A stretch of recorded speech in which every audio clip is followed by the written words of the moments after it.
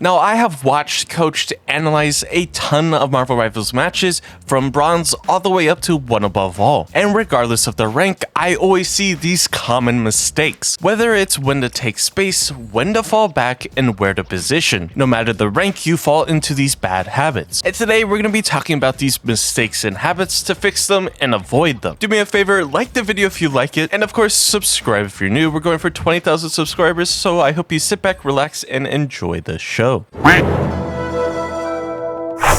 Now, the first common mistake that drives me absolutely insane that you honestly see in every elo is that people refuse to switch to Doctor Strange and teleport back into the fight. Now, I understand maybe you're a duelist main, maybe you're a strategist main, you've never touched a Vanguard whatsoever. You refuse to touch Vanguards because they smell a little bit different. But the thing is, when you swap to Doctor Strange, you don't really need to know his kit. All you really need to understand is how to use the teleport ability. What you need to do is have basic awareness, understanding of the game, and a willingness to adapt when it matters. Here's the core concept or idea, whatever you want to call it. If you get eliminated earlier in the fight, especially on defense or while holding an objective, you need to consider swapping to Strange and using your teleport to re-enter the fight quickly. Now, again, it doesn't matter if you're a duelist, a tank, or even a support. If your elimination could lead to a lost teamfight, you should be the one to make the smart swap. This single decision can give your team an entire second chance to contest a point, an extra fight that most people completely throw away by just walking back from their spawn. And this isn't some niche tech, this is something that can win you multiple fights every single game. You're giving your entire team an instant regroup and retouch. That's massive.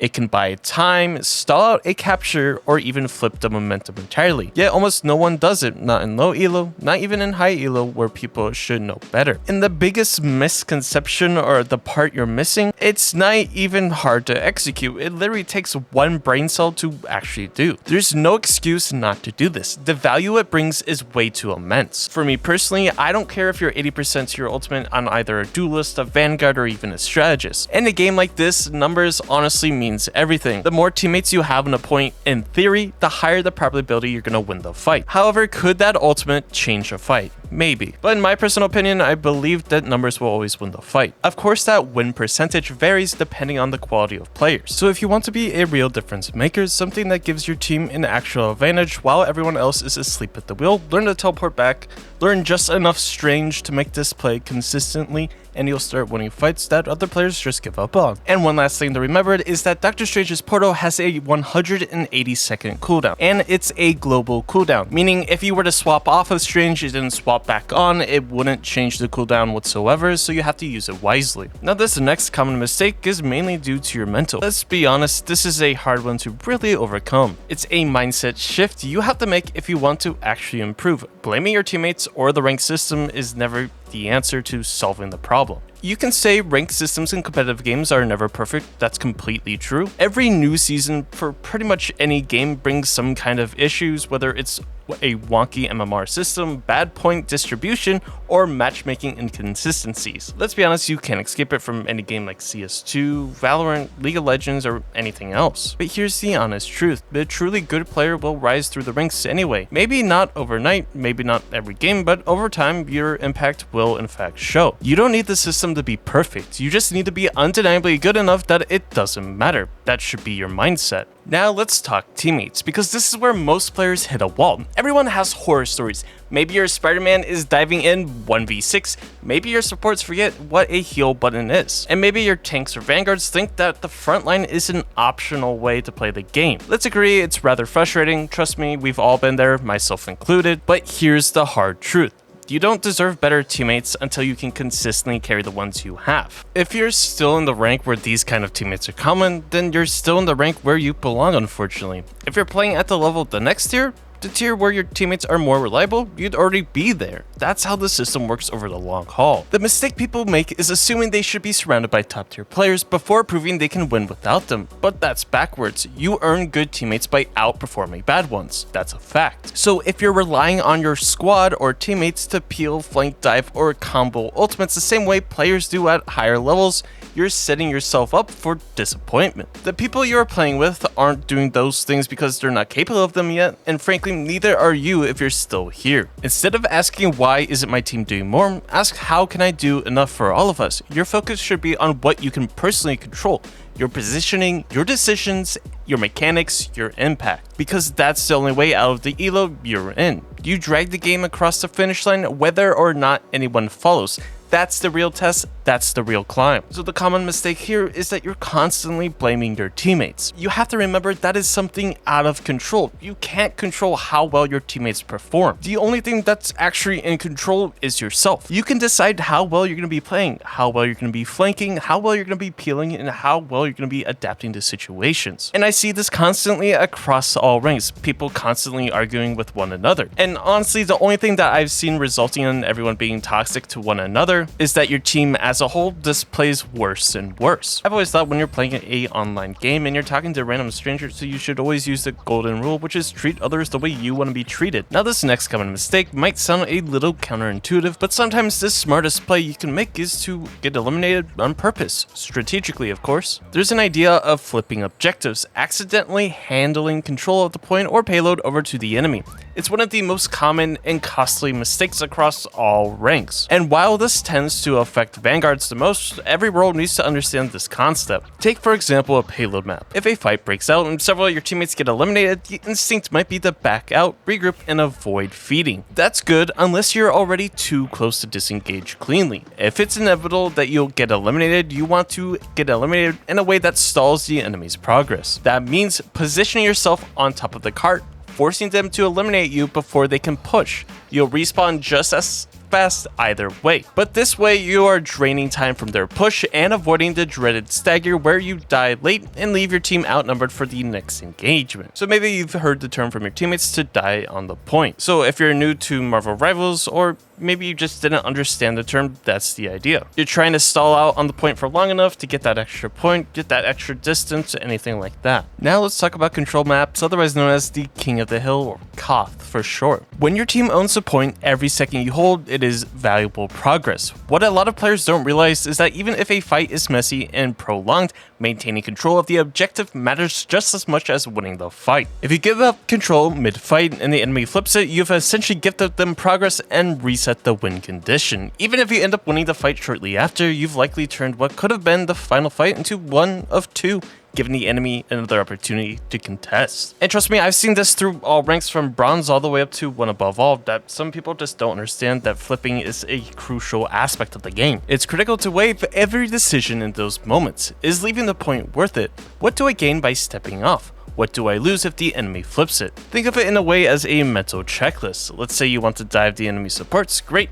But if doing that means giving up the objective for free, and you are not absolutely certain it'll secure the fight, then you're gambling with the match. The gamble only pays off if it results in a decisive win. Otherwise, you've handed the enemy team ult charge and momentum. And in these control scenarios, giving up the point mid-fight isn't just bad. It's game losing, round ending. You're not just losing progress you've already earned, you're also shortening the clock, reducing your chances of staging a comeback and potentially burning one of your only recontest windows. So remember this, stalling is valuable, dying on the cart or point to delay progress is often the best play when retreat isn't safe. Next, flipping objects carelessly is dangerous. Only give up control when the reward outweighs the risk. Map awareness and timing is a crucial factor. Don't let an aggressive play come at the cost of your win condition. Discipline honestly wins games. Knowing when to leave the point can matter more than a flashy play you make. So again, the common mistake is learning when it's worth dying and why giving up objectives control can cost you the entire game. Trust me when I say this, I literally see this in every single rank,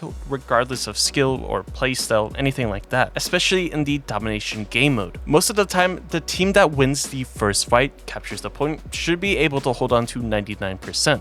That is without any flipping or anything like that, mainly due to the fact that you can keep coming back, staggering, and getting those crucial extra time. That's why, in my opinion, the domination game mode is a rather coin flip game. But let me know what you think in the comments down below. Now, another major common mistake that players make, especially in mid ranks that I've noticed the most, is treating every 1v1 or teamfight like a carbon copy. They approach every enemy in the same way, regardless of who they are fighting. Whether it's a habit or just lack of matchup knowledge, this kind of autopilot thinking leads to easily avoidable deaths and missed opportunities. With that being said, let's get one thing straight. Every hero has different tools, threat ranges, and optimal engagement styles. And if you want to consistently win fights, you need to tailor your approach based on who you're fighting and what your hero excels against them.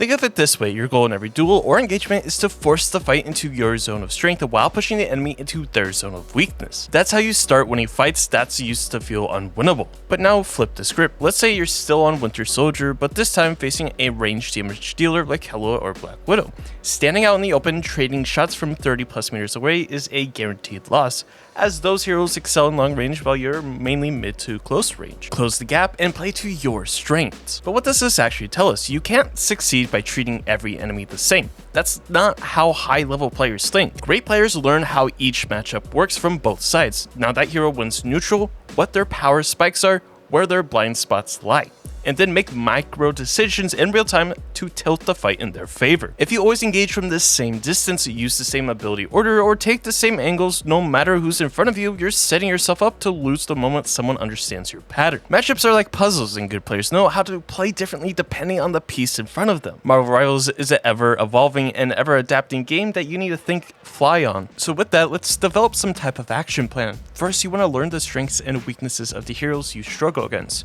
After that, experiment with your spacing. Do you win this fight up close or from afar?